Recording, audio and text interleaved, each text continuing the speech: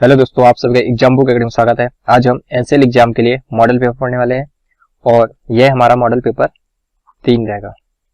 इस model paper में जो भी प्रश्न है एनसीएल एग्जाम के लिए बहुत ही महत्वपूर्ण है। तो हम देखते हैं पहला प्रश्न, गाजी मलिक किस वंश का संस्थापक था। हमें बताना कि गाजी मलिक किस वंश का संस्थापक था। तो इस प्रश्न का राइट आंसर होगा ऑप्शन नंबर 1, तुगलक वंश। गाजी मलिक तुगलक वंश का संस्थापक था। अब देखते हैं अगला प्रश्न, प्रश्न 2, आईबीएम का पूरा नाम क्या है। हमें आईबीएम का पूरा नाम बताना है। तो इस प्रश्न का राइट आंसर होगा option number 2, international business machine. IBM का पूरा नाम इंटरनेशनल बिजनेस मशीन है। अब देखते हैं अगला प्रश्न, प्रश्न 3, भारत की संसद ने दल बदल विरोधी कानून किस वर्ष में पारित किया था। इस प्रश्न का राइट आंसर होगा ऑप्शन नंबर 2, वर्ष 1985 में। वर्ष 1985 में भारत की संसद ने दल बदल विरोधी कानून पारित किया था। अब देखते अगला प्रश्न, प्रश्न 4, चित्तौड़गढ़ में विजय स्तंभ किसने बनवाया था। हमें बताना कि चित्तौड़गढ़ में विजय स्तंभ किसने बनवाया था। तो इस प्रश्न का राइट आंसर होगा ऑप्शन नंबर 2, राणा कुंभा ने। चित्तौड़गढ़ में विजय स्तंभ राणा कुंभा ने बनवाया था। अब देखते अगला प्रश्न, प्रश्न 5, ओमकारेश्वर परियोजना निम्नलिखित नदियों में से किस एक से संबद्ध है। हमें बताना कि ओमकारेश्वर परियोजना का संबंध किस नदी से है। इस प्रश्न का राइट आंसर होगा ऑप्शन नंबर 2, नर्मदा नदी से। अब देखते हैं अगला प्रश्न, प्रश्न 6, ग्रैमी पुरस्कार किस क्षेत्र में दिया जाता है। हमें बताना कि ग्रैमी पुरस्कार किस क्षेत्र में दिया जाता है। तो ग्रैमी पुरस्कार संगीत के क्षेत्र में दिया जाता है। तो ऑप्शन नंबर 2 इस प्रश्न का करेक्ट आंसर है। अब देखते हैं अगला प्रश्न, प्रश्न 7, सूखी बर्फ क्या है। तो इस प्रश्न का राइट आंसर होगा ऑप्शन नंबर 1, ठोस कार्बन डाइऑक्साइड। सूखी बर्फ को ठोस कार्बन डाइऑक्साइड भी कहते हैं। अब देखते हैं अगला प्रश्न, प्रश्न 8, जकार्ता किस देश की राजधानी है। तो इस प्रश्न का राइट आंसर होगा ऑप्शन नंबर 3, इंडोनेशिया की। जकार्ता इंडोनेशिया देश की राजधानी है। अब देखते हैं अगला प्रश्न, प्रश्न 9, भारतीय पुरातत्व का जनक किसे कहा जाता है। हमें बताना कि भारतीय पुरातत्व का जनक किसे कहा जाता है। तो इस प्रश्न का राइट आंसर होगा ऑप्शन नंबर 1, अलेक्जेंडर कनिंघम को। अलेक्जेंडर कनिंघम को भारतीय पुरातत्व का जनक कहा जाता है। अब देखते अगला प्रश्न, प्रश्न 10, माइक्रो कंप्यूटर की शुरुआत किस पीढ़ी से हुई। हमें बताना कि माइक्रो कंप्यूटर की शुरुआत किस पीढ़ी से हुई। तो इस प्रश्न का राइट आंसर होगा ऑप्शन नंबर 4, चतुर्थ पीढ़ी से। माइक्रो कंप्यूटर की शुरुआत चतुर्थ पीढ़ी से हुई। अब देखते अगला प्रश्न, प्रश्न 11, संसद में शामिल है। तो इस प्रश्न का राइट आंसर होगा ऑप्शन नंबर 1, राष्ट्रपति, लोकसभा और राज्यसभा। संसद राष्ट्रपति, लोकसभा और राज्यसभा से मिलकर बनी होती है। अब देखते हैं अगला प्रश्न, प्रश्न 12, मयूर सिंहासन पर बैठने वाला अंतिम मुगल सम्राट कौन था। इस प्रश्न का राइट आंसर होगा ऑप्शन नंबर 2, मोहम्मद शाह। मयूर सिंहासन पर बैठने वाला अंतिम मुगल सम्राट मोहम्मद शाह था। अब देखते हैं अगला प्रश्न, प्रश्न 13, नदी द्वीप माजुली निम्नलिखित नदियों में से किसमें स्थित है। इस प्रश्न का राइट आंसर होगा ऑप्शन नंबर 4, ब्रह्मपुत्र नदी। अब देखते हैं अगला प्रश्न, प्रश्न 14, ओजोन दिवस कब मनाया जाता है। हमें बताना कि ओजोन दिवस कब मनाया जाता है। ओजोन दिवस 16 सितंबर को मनाया जाता है। तो ऑप्शन नंबर 4 इस प्रश्न का करेक्ट आंसर है। अब देखते हैं अगला प्रश्न, प्रश्न 15, अशुद्ध कपूर को शुद्ध किया जाता है। तो इस प्रश्न का राइट आंसर होगा ऑप्शन नंबर 2, ऊर्ध्वपातन विधि के द्वारा। अब देखते हैं अगला प्रश्न, प्रश्न 16, शुद्ध वर्तनी का चयन कीजिए। तो इस प्रश्न का राइट आंसर होगा ऑप्शन नंबर 2, अस्पृश्यता। अब देखते हैं अगला प्रश्न, प्रश्न 17, भाषाई आधार पर सर्वप्रथम किस राज्य का गठन हुआ। इस प्रश्न का राइट आंसर होगा ऑप्शन नंबर 3, आंध्र प्रदेश। भाषाई आधार पर आंध्र प्रदेश राज्य का सबसे पहला गठन हुआ था। अब देखते हैं अगला प्रश्न, प्रश्न 18, किस तिथि को हिंदी दिवस को राजभाषा बनाने का निर्णय लिया गया। तो 14 सितंबर 1949 को हिंदी को राजभाषा बनाने का निर्णय लिया गया। तो ऑप्शन नंबर 3 इस प्रश्न का करेक्ट आंसर है। 14 सितंबर 1949 को हिंदी को राजभाषा बनाने का निर्णय लिया गया। अब देखते हैं अगला प्रश्न, प्रश्न 19, यद्यपि में प्रयुक्त संधि का नाम है। यद्यपि कौन सी संधि का उदाहरण है। तो इस प्रश्न का राइट आंसर होगा ऑप्शन नंबर 3, यण संधि। यद्यपि यण संधि का उदाहरण है। अब देखते हैं अगला प्रश्न, प्रश्न 20, नवरात्र में कौन सा समास है, हमें बताने की नवरात्र में कौन सा समास है। इस प्रश्न का राइट आंसर होगा ऑप्शन नंबर 1 द्विगु समास। अब देखते हैं अगला प्रश्न, प्रश्न 21, कमल का पर्यायवाची शब्द है, हमें बताने की कमल का पर्यायवाची शब्द कौन सा है। तो इस प्रश्न का राइट आंसर होगा ऑप्शन नंबर 2 अंबुज। कमल का पर्यायवाची शब्द अंबुज है। अब देखते हैं अगला प्रश्न, प्रश्न 22, परोक्ष का विलोम शब्द क्या है, हमें परोक्ष का विलोम शब्द बताना है। तो इस प्रश्न का राइट आंसर होगा ऑप्शन नंबर 1 प्रत्यक्ष। परोक्ष का विलोम शब्द प्रत्यक्ष होता है। अब देखते हैं अगला प्रश्न, प्रश्न 23, आसमान से बातें करने का अर्थ क्या है, आसमान से बातें करना का अर्थ क्या है। इस प्रश्न का राइट आंसर होगा ऑप्शन नंबर 2 बहुत ऊंचा। अब देखते हैं अगला प्रश्न, प्रश्न 24, हिंदी साहित्य का नौवां रस कौन सा है, हमें बताना कि हिंदी साहित्य का नौवां रस कौन सा है। इस प्रश्न का राइट आंसर होगा ऑप्शन नंबर 3 शांत रस। हिंदी साहित्य का नौवां रस शांत रस है।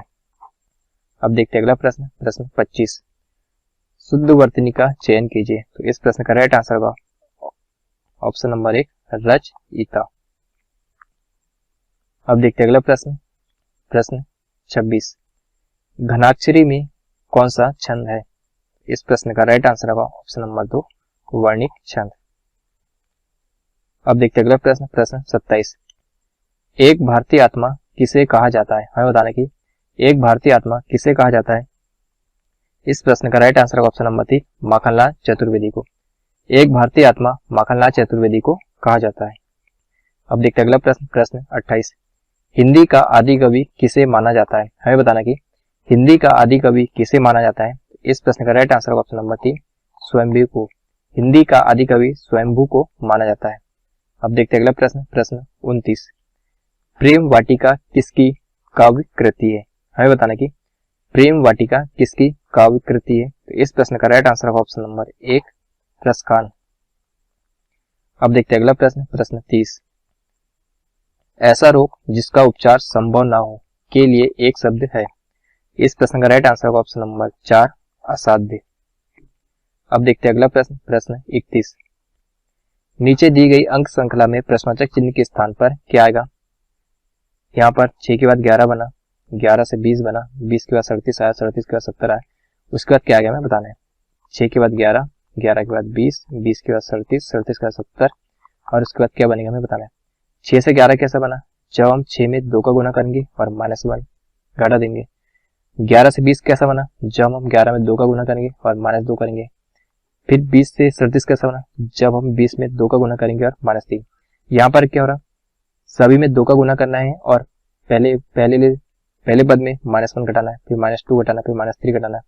तो यहाँ पर हम क्या करेंगे -4 घटेंगे और यहाँ पर हम -5 घटेंगे। तो 70 दूनी 140 में अगर 5 घटाएंगे तो आएगा 135। हमारा आंसर आएगा 135।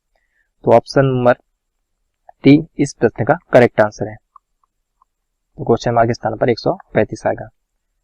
अब देखते हैं अगला प्रश्न, प्रश्न 32, नीचे दी गई अंक श्रृंखला में प्रश्नवाचक चिन्ह के स्थान पर क्या आएगा।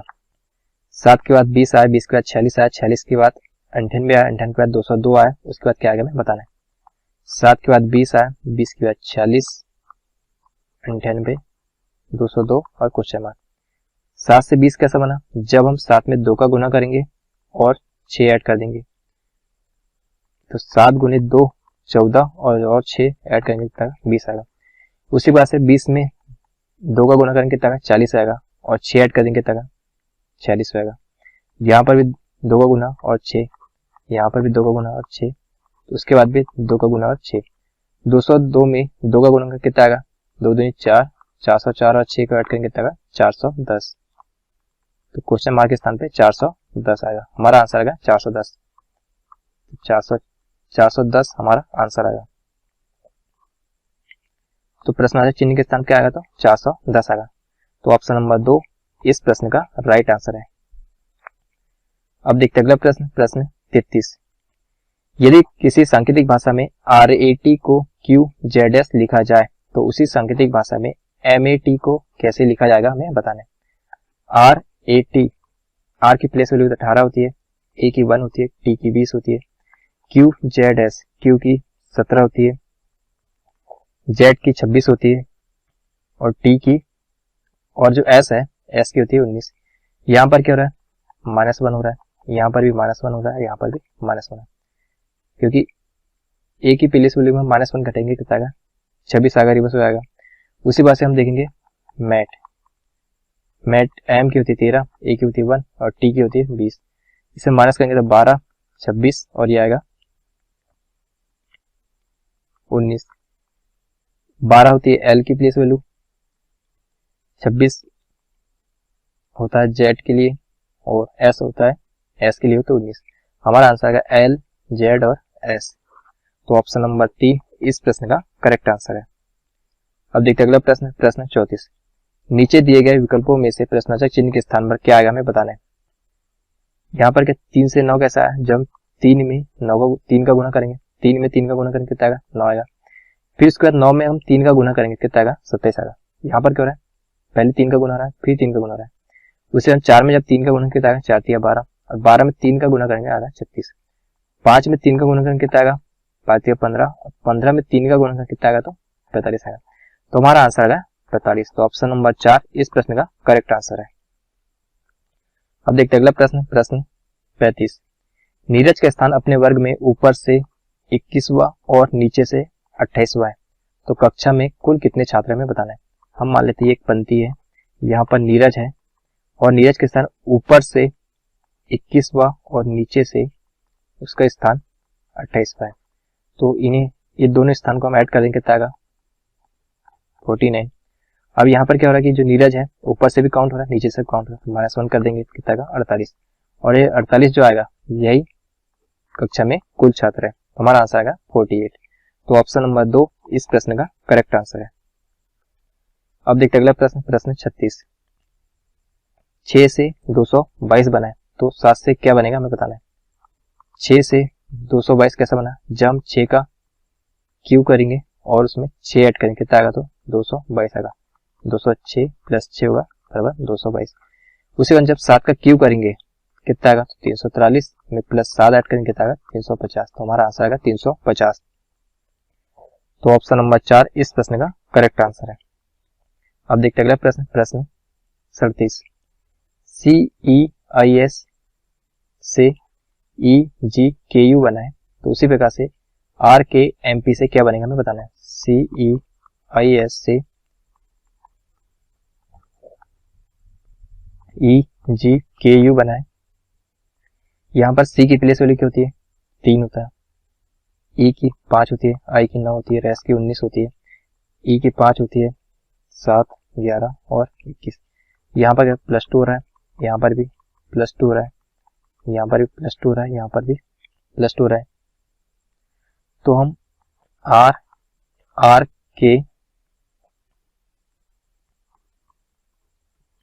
RKMP में भी +2 ऐड करेंगे।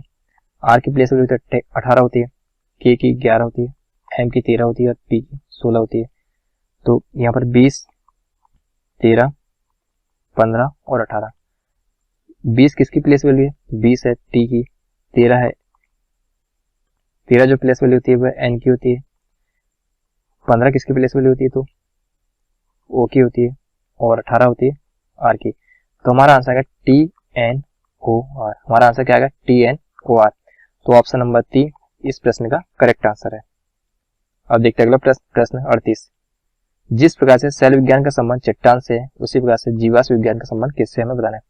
सेल विज्ञान में हम चट्टान का अध्ययन करते हैं, उसी प्रकार से जीवाश्म विज्ञान में हम जीवाश्म का अध्ययन करते हैं। तो ऑप्शन नंबर 3 इस प्रश्न का करेक्ट आंसर है। अब देखते हैं प्रश्न 39। नीचे दिए गए विकल्पों में से भिन्न शब्द चुनिए, हमें भिन्न शब्द बताना है।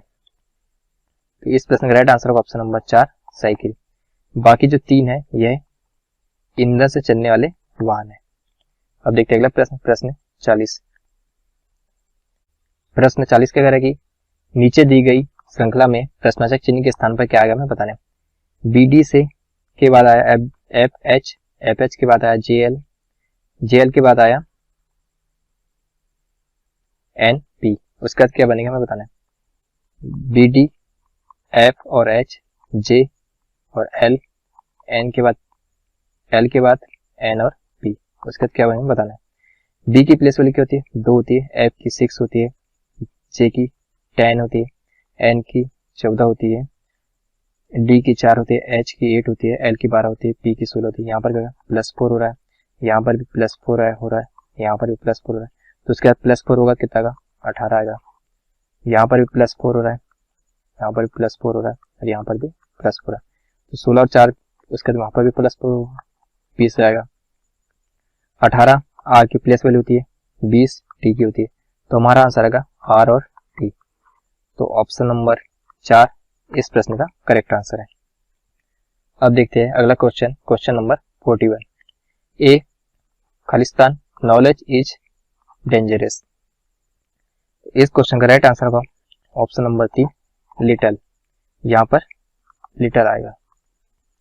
लिटल क्यों आएगा? क्योंकि नॉलेज एक अनकाउंटेबल नाउन है और अनकाउंटेबल नाउन के साथ लिटल का प्रयोग किया जाता है।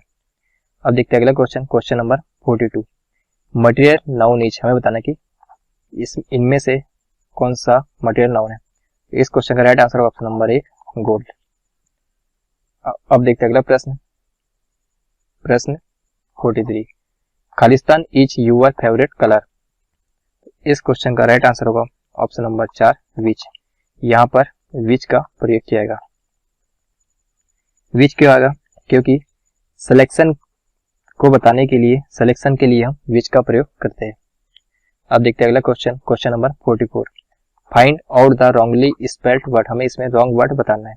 इस क्वेश्चन का right answer option number 3 opportunity. यह एक रॉन्ग वर्ड है, इसका जो करेक्ट वर्ड होगा वह OPPORTUNITY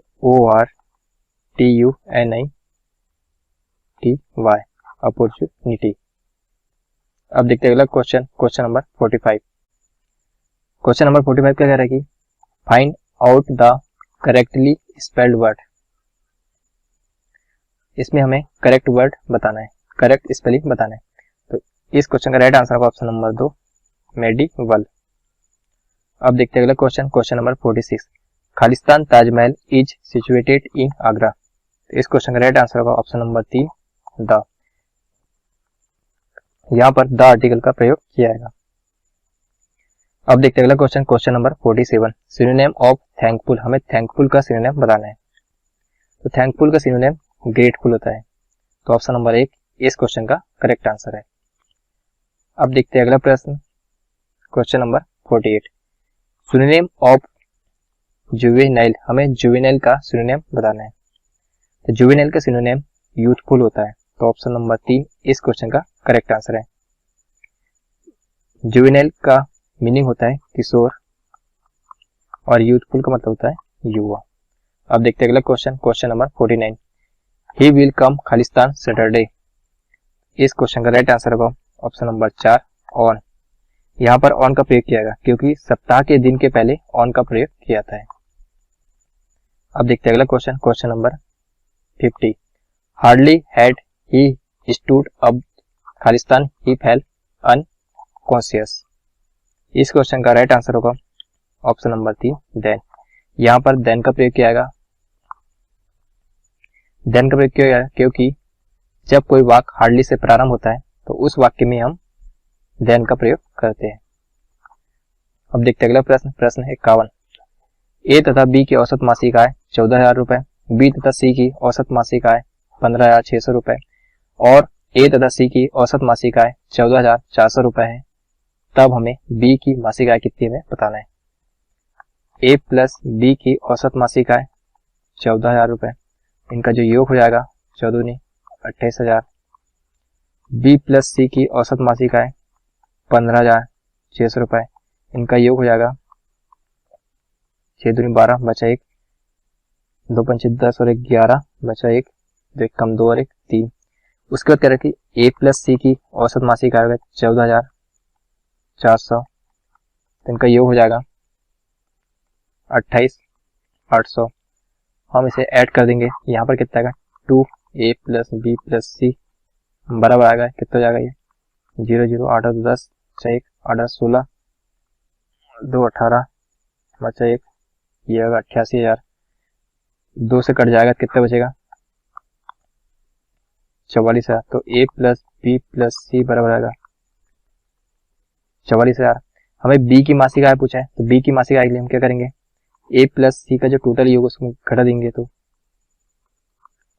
कितना आएगा यहाँ पर 2, यहाँ पर आएगा 5 1, और ए प्लस सी को घटा देंगे, तो यहाँ से हमारे पास बचेगा सिर्फ बी। बी बराबर आएगा 15,200 रुपए। तो बी की जो मासिक आय होगी वह 15,200 रुपए होगी। तो ऑप्शन नंबर 2 इस प्रश्न का करेक्ट आंसर है। अब देखते हैं अगला प्रश्न, प्रश्न 52। दो संख्याओं का अंतर 3 है तथा इनके वर्गों का अंतर 39 है, इनमें से बड़ी संख्या कितनी हमें बताना है। हम मान लेते दो संख्या ए और बी है, इनका अंतर 3 है, उसका कह रहे हैं कि इनके वर्गों का अंतर मतलब ए के स्क्वायर माइनस बी का स्क्वायर बराबर 39 है। इससे हम ए माइनस बी और ए प्लस बी बराबर 39 आएगा। ए माइनस बी बराबर 3 है, तो यहाँ से हमें ए प्लस बी बराबर कितना आएगा, तो 13 आएगा। ए प्लस बी बराबर 13, ए प्लस बी बराबर 13 आ गया। हम इसे ऐड करेंगे कितना आएगा, ये 16 जाएगा, बी से बी कैंसिल जाएगा, तो 2a बराबर 16, तो a बराबर a हो जाएगा 8। a की वैल्यू पता चल गई। अब b के लिए हम पहले संख्या मान रख देंगे, कितना आएगा 8 माइनस बी बराबर 3, माइनस बी बराबर माइनस 3 माइनस 8, तो यहाँ से माइनस 5 आएगा, तो माइनस से माइनस कैंसिल, तो b बराबर आएगा 5। तो हमें कहते बड़ी संख्या बचा, बड़ी संख्या पेगी 8 हो जाएगी। तो ऑप्शन नंबर 1 इस प्रश्न का करेक्ट आंसर है। अब देखते हैं अगला प्रश्न, प्रश्न 53। सीता तथा गीता की वर्तमान आयु का अनुपात क्रमशः 8:9 है तथा इनकी आयु का योग 68 वर्ष है। 10 वर्ष बाद इनकी आयु का अनुपात क्या होगा हमें बताना है। हम मान लेते सीता और गीता, इनकी जो आयु का जो वर्तमान अनुपात है 8:9 है। उसका क्या है कि इनकी आयु का योग 68 वर्ष है, मतलब ये दोनों 8:9, जब इन्हें ऐड करेंगे कितना आएगा 17 यूनिट बराबर जाएगा 68 वर्ष दिया है। एक यूनिट की वैल्यू कितनी की 4 वर्ष के बाद। अब क्या कह रहा है कि 10 वर्ष बाद इनकी आयु का अनुपात बताना है। एक यूनिट की वैल्यू 4 वर्ष है, तो 8 यूनिट कितना आएगा 32 हो जाएगा, और ये आएगा 9 चौक 36। 10 वर्ष बाद के लिए हम इसमें 10 ऐड करेंगे कितना आएगा, ये आएगा 42 और ये आएगा 40। 2 से कटेगा तो 21 बार जाएगा, 2 से कटेगा 23 बार जाएगा, तो हमारा रेशियो आएगा 21:23। 10 वर्ष बाद इनके आयु का जो अनुपात होगा 21:23 होगा। ऑप्शन नंबर 4 इस प्रश्न का करेक्ट आंसर है। अब देखते हैं अगला प्रश्न, प्रश्न 54। एक चुनाव में 2 उम्मीदवार थे, एक उम्मीदवार 30% मत लेकर 16,000 मतों से हार गया। कुल मतों की संख्या ज्ञात कीजिए। हम मान लेते टोटल जो मत है, टोटल वोट जो है 100% है, इसमें से एक को 30% मिले, लूजर को जो हार गया, और विनर को मिले 70%। अब क्या कह रहा है कि जो हारा है मतलब जो लूजर है वह 16,000 मतों से हारा है, और यहाँ पर 40% से हारा है, तो 40% बराबर 16,000, तो हमें 1% कितना आएगा, तो 400। 1% की वैल्यू 400 आ गई, तो हमें 100% निकाल, 100% बराबर क्या आएगा, तो 400 और 100, तो 40,000, तो 100% बराबर आएगा 40,000। तो कुल वोट कितने जाएंगे, तो 40,000। तो ऑप्शन नंबर 2 इस प्रश्न का करेक्ट आंसर है। अब देखते हैं अगला प्रश्न 55। क्वेश्चन नंबर 55 क्या कह रहा है कि दो संख्याएं 3:5 के अनुपात में है तथा इनका जो गुणनफल है 2160 है, इनमें से छोटी संख्या क्या होगी हमें बताना है। दो संख्या मान लेते हैं 3x और 5x है, इनका जो गुणनफल है 3x इंटू 5x का गुणनफल कितना है, तो 2160 है। 3 से कटे कितना आएगा, तो 3 7 21 720। 5 से काटेंगे कितना आएगा, तो 144। x बराबर 144 आएगा, x स्क्वायर बराबर 144 आएगा, तो x बराबर आएगा 12। x का मान यहाँ रख देंगे कितना आएगा, 12 36 और 12 पंजे 60। हमें क्या पूछा है, छोटी संख्या पूछा है, तो छोटी संख्या कितनी है, तो 36 है। तो ऑप्शन नंबर 3 इस प्रश्न का करेक्ट आंसर है। अब देखते हैं अगला प्रश्न, प्रश्न 56। एक व्यक्ति के खर्च और बचत का जो अनुपात है 26:3 है। यदि उसकी मासिक आय 14,500 हो तो उसकी मासिक बचत कितनी हमें बताना है। व्यक्ति का खर्च और जो बचत है उसका जो अनुपात है 26:3 है, और जो मासिक आय वह 14,500 रुपए। जो आय होती है वह खर्च और प्लस बचत से मिलकर बनी होती है। तो इन दोनों को ऐड करके कितना आएगा, तो 29 यूनिट। तो 29 यूनिट बराबर 14,500 रुपए। तो एक यूनिट का वैल्यू कितना आएगा, 500 रुपए। एक यूनिट का वैल्यू 500 रुपए है। तो हमें पूछा क्या है, मासिक बचत पूछा है। मासिक बचत पूछा है। तो मासिक बचत के लिए हम क्या करेंगे, हमें 3 यूनिट की वैल्यू निकालना है। एक यूनिट के मान 500 है, 3 यूनिट का मान कितना होगा, तो 1500 होगा। तो मासिक बचत कितनी होगी, तो 1500 रुपए। तो ऑप्शन नंबर 1 इस प्रश्न का करेक्ट आंसर है। अब देखते हैं अगला प्रश्न 57। ए तथा बी मिलकर किसी कार्य को 20 दिन में समाप्त कर सकते हैं।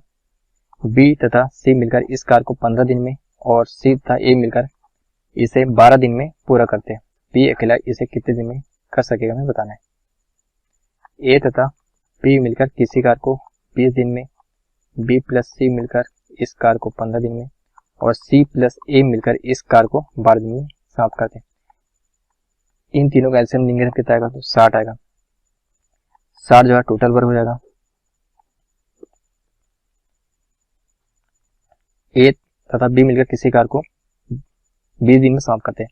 अब इन्हें 60 वर्क करना है। तो एक दिन में कितना वर्क करेंगे थे, 3 यूनिट पर डे, ये 4 यूनिट पर डे और 12 के तहत 5 बार, मतलब कि 5 यूनिट पर डे काम करेगा। जब यहाँ पर यह सब डबल डबल है तो इसलिए 2a प्लस बी प्लस सी बराबर हो जाएगा 4 और 5 9 और 3 12, 2 से 6 बार कट जाएगा। तो a प्लस बी प्लस सी की जो एफिशिएंसी आएगी वह 6 यूनिट पर डे की जाएगी। हमें क्या पूछा है, बी अकेले इस कार्य को कितने दिन करेगा। तो बी के लिए हमें कहना बी की एफिशिएंसी चाहिए। उसके लिए हम सी प्लस ए की एफिशिएंसी को घटा देंगे। तो 5 है, घटा देंगे कितना आएगा, तो 6 में से 5 गया कितना जाएगा, 1 आ जाएगा। तो हमें क्या पूछा है, बी अकेले इस कार्य को कितने दिन करेगा। तो टोटल वर्क पर बताया एफिशिएंसी इनटू टाइम होता है। टोटल वर्क हमारे पास 60 है, एफिशिएंसी बी की 1 है और टाइम टी है। टी बराबर आएगा 60 डेज। तो हमारा आंसर आएगा ऑप्शन नंबर 4 60 डेज। तो बी अकेला इस कार्य को 60 दिन में खत्म कर देगा। अब देखते हैं अगला प्रश्न 58। एक कमरे के फर्श का परिमाप 18 मीटर है तथा इसकी ऊंचाई 3 मीटर है। इस कमरे की 4 दीवारों का क्षेत्रफल कितना होगा, हमें बताना है। कमरे का फर्श का परिमाप क्या होता है, 2l प्लस बी बराबर जाएगा 18 मीटर। 2 से 9 बार जाएगा तो l प्लस बी बराबर जाएगा 9। उसके बाद क्या करेगी, इस कमरे की 4 दीवारों का क्षेत्रफल कितना होगा। तो कमरे की 4 दीवारों का जो क्षेत्रफल होगा, 4 दीवारों का कमरे की जो 4 दीवारों का क्षेत्रफल क्या होगा, 2l plus B into H. 2l plus B का मान कितना है, 9 है और h कितनी है, ऊंचाई कितनी है, तो 3 है।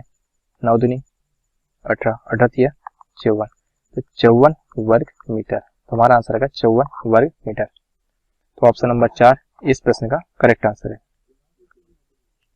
अब देखते अगला प्रश्न 59। एक बेलन के वक्र पृष्ठ तथा संपूर्ण पृष्ठ के क्षेत्रफलों का अनुपात 1:2 है। यदि इसके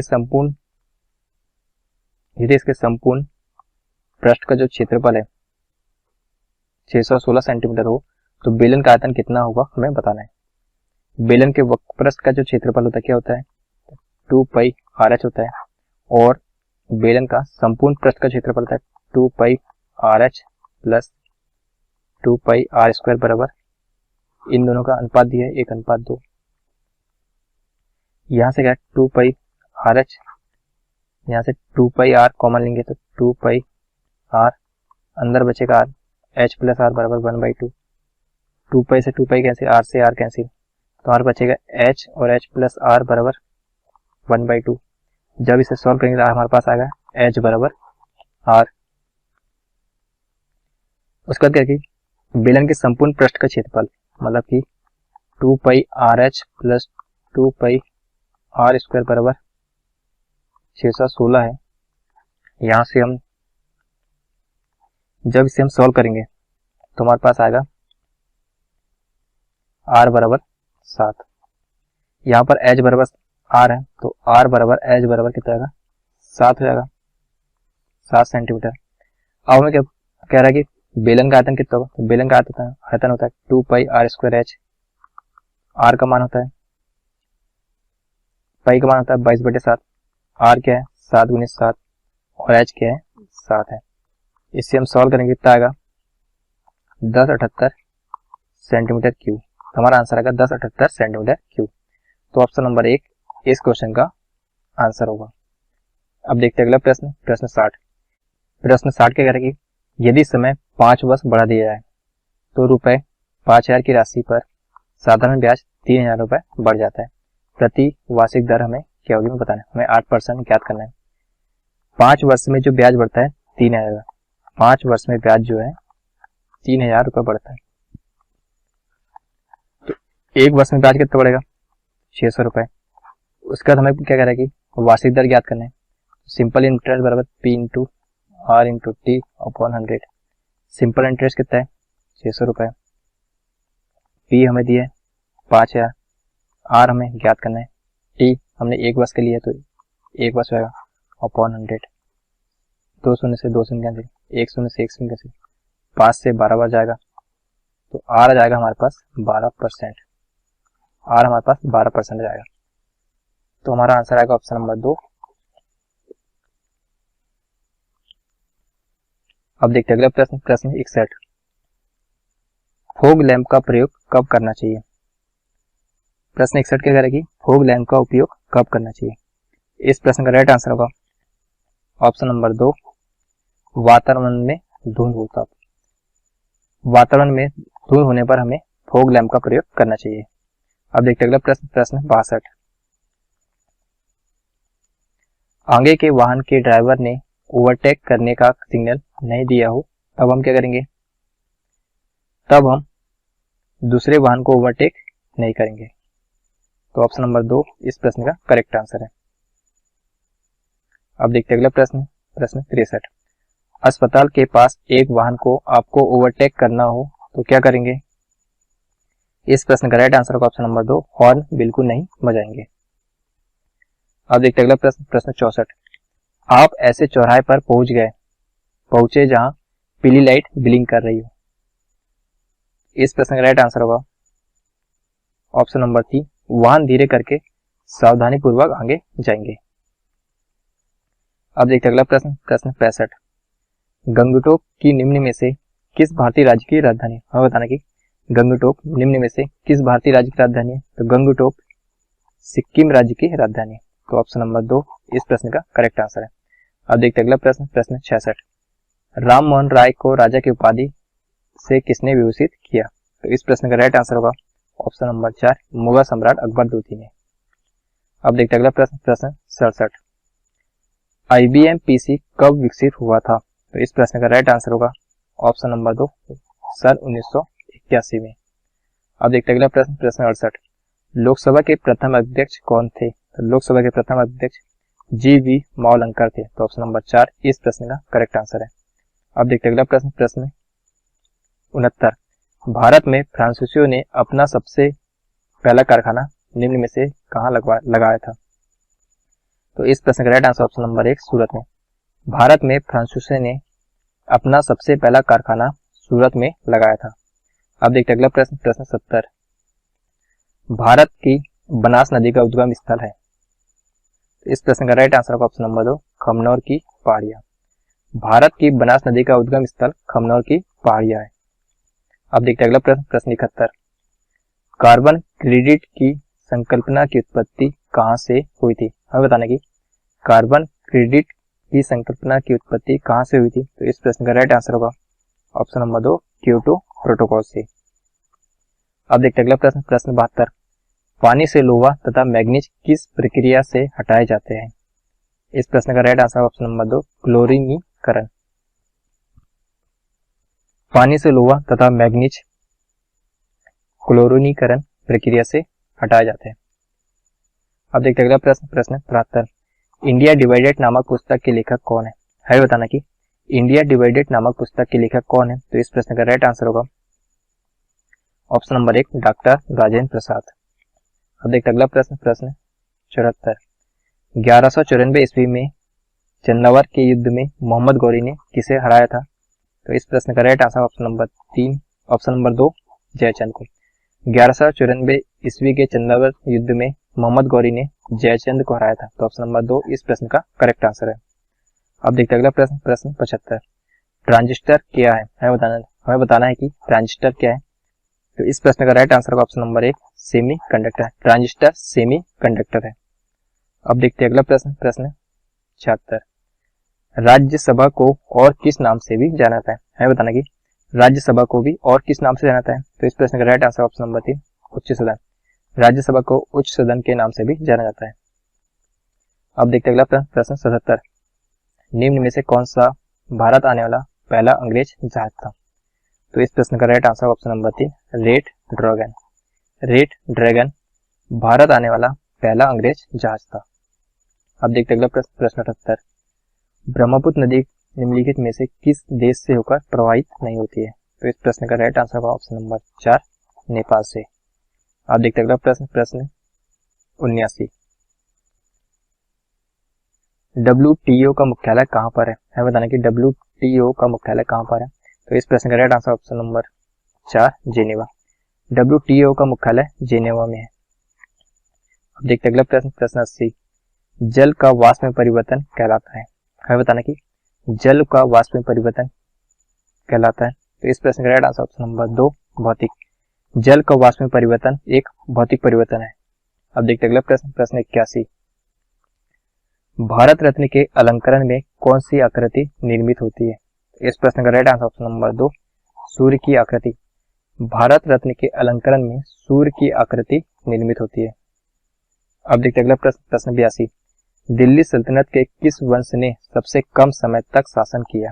हमें बताना कि दिल्ली सल्तनत के किस वंश ने सबसे कम समय तक शासन किया था? तो इस प्रश्न का right answer option number 1 Khilji वंश। अब देखते हैं अगला प्रश्न, प्रश्न 83। सबसे पहला मिनी कंप्यूटर है। तो इस प्रश्न का right answer option number 1 PDP-8। अब देखते हैं अगला प्रश्न, प्रश्न 84। किस वर्ष में भारत के राष्ट्रपति ने आंतरिक अव्यवस्था के कारण आपात स्थिति लागू की थी? तो इस प्रश्न का राइट आंसर होगा वर्ष 1975 में। अब देखते हैं अगला प्रश्न, प्रश्न 85। निम्न किन यूरोपियों ने भारत में प्रथम सामुद्रिक व्यापारिक केंद्र स्थापित किए? तो इस प्रश्न का राइट आंसर होगा ऑप्शन नंबर 3 पुर्तगाली ने। अब देखते हैं अगला प्रश्न, प्रश्न 86। निम्नलिखित में से किस राज्य में लोकटक झील स्थित है? हमें बताना कि किस राज्य में लोकटक झील स्थित है। तो लोकटक झील मणिपुर राज्य में स्थित है। तो ऑप्शन नंबर 3 इस प्रश्न का करेक्ट आंसर है। अब देखते हैं अगला प्रश्न, प्रश्न 87। नोबेल पुरस्कार की स्थापना किस देश ने की थी? तो नोबेल पुरस्कार की स्थापना स्वीडन ने की थी। तो ऑप्शन नंबर 4 इस प्रश्न का करेक्ट आंसर है। अब देखते हैं अगला प्रश्न, प्रश्न 88। क्रोमेटोग्राफी की तकनीक का प्रयोग होता है। तो इस प्रश्न का राइट आंसर होगा ऑप्शन नंबर 4 एक मिश्रण से पदार्थों को अलग करने में। क्रोमेटोग्राफी की तकनीक का प्रयोग एक मिश्रण से पदार्थों को अलग करने में होता है। अब देखते अगला प्रश्न, प्रश्न 89। मान बुकर पुरस्कार संबंधित है। मान बुकर पुरस्कार साहित्य से संबंधित है। तो ऑप्शन नंबर 1 इस प्रश्न का करेक्ट आंसर है। अब देखते अगला प्रश्न, प्रश्न 90। भारत में नियमित एवं वैज्ञानिक ढंग से जनगणना किस वर्ष से प्रारंभ हुई? हमें बताना कि भारत में नियमित एवं वैज्ञानिक ढंग से जनगणना किस वर्ष से प्रारंभ हुई? तो वर्ष 1881 से।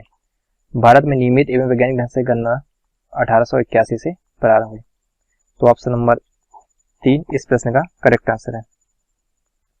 अब देखते अगला प्रश्न, प्रश्न 91। कौन एक माइक्रो प्रोसेसर आधारित कंप्यूटिंग डिवाइस है? हमें बताना कि कौन एक माइक्रो प्रोसेसर आधारित कंप्यूटिंग डिवाइस है? तो इस प्रश्न का right answer option number 1 personal computer.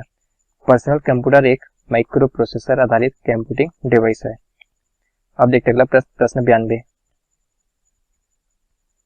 संवैधानिक प्रणाली के असफल हो जाने पर किसी राज्य में राष्ट्रपति शासन संविधान की किस धारा के अंतर्गत लागू किया जाता है?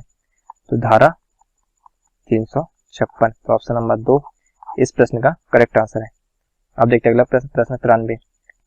निम्नलिखित में से कौन कलकत्ता का संस्थापक था? हमें बताना कि कौन कलकत्ता का संस्थापक था। तो इस प्रश्न का right answer option number 2 job चारनाक। Job चारनाक Calcutta का संस्थापक था। अब देखते अगला प्रश्न, प्रश्न 94। महात्मा गांधी राष्ट्रीय समुद्री उद्यान कहाँ अवस्थित है? तो इस प्रश्न का right answer option number 4 port Blair में। अब देखते अगला प्रश्न, प्रश्न 95। अर्थशास्त्र में नोबेल पुरस्कार किसने स्थापित किया था? हमें बताने की अर्थशास्त्र में नोबेल पुरस्कार किसने स्थापित किया था? तो इस प्रश्न का राइट आंसर होगा ऑप्शन नंबर 2 स्वीडन का सेंट्रल बैंक। अब देखते अगला प्रश्न, प्रश्न 96। 8 मार्च को किस रूप में मनाते हैं? तो 8 मार्च को अंतर्राष्ट्रीय महिला दिवस के रूप में मनाया जाता है। ऑप्शन नंबर 3 इस प्रश्न का करेक्ट आंसर है। अब देखते अगला प्रश्न, प्रश्न 97। फिटकरी गंदे पानी को किस प्रक्रिया द्वारा स्वच्छ करती है? हमें बताना कि फिटकरी गंदे पानी को किस प्रक्रिया द्वारा स्वच्छ करती है? तो इस प्रश्न का right answer option number 3 Skandan प्रक्रिया के द्वारा। अब देखते अगला प्रश्न, प्रश्न 98। बेसबॉल के खेल परिसर को कहा जाता है? हमें बताना कि बेसबॉल के खेल परिसर को क्या कहा जाता है? तो इस प्रश्न का right answer option number 1 field. Baseball के खेल परिसर को फील्ड कहा जाता है। अब देखते अगला प्रश्न, प्रश्न 98। भारत के प्रथम उप प्रधानमंत्री कौन थे? हमें बताना कि भारत के प्रथम उप प्रधानमंत्री कौन थे? तो इस प्रश्न का right answer option number 1 Sardar Vallabh भाई पटेल। भारत के प्रथम उप प्रधानमंत्री सरदार वल्लभ भाई पटेल थे। अब देखते अगला प्रश्न, प्रश्न 100। पंचतंत्र किसने लिखा? हमें बताना कि पंचतंत्र किसने लिखा? तो पंचतंत्र विष्णु शर्मा ने लिखा था। तो ऑप्शन नंबर 2 इस प्रश्न का करेक्ट आंसर है। तो यह था हमारा एनसीएल एग्जाम के लिए मॉडल पेपर 3। यदि यह क्लास आपको पसंद है तो इस चैनल को सब्सक्राइब करें।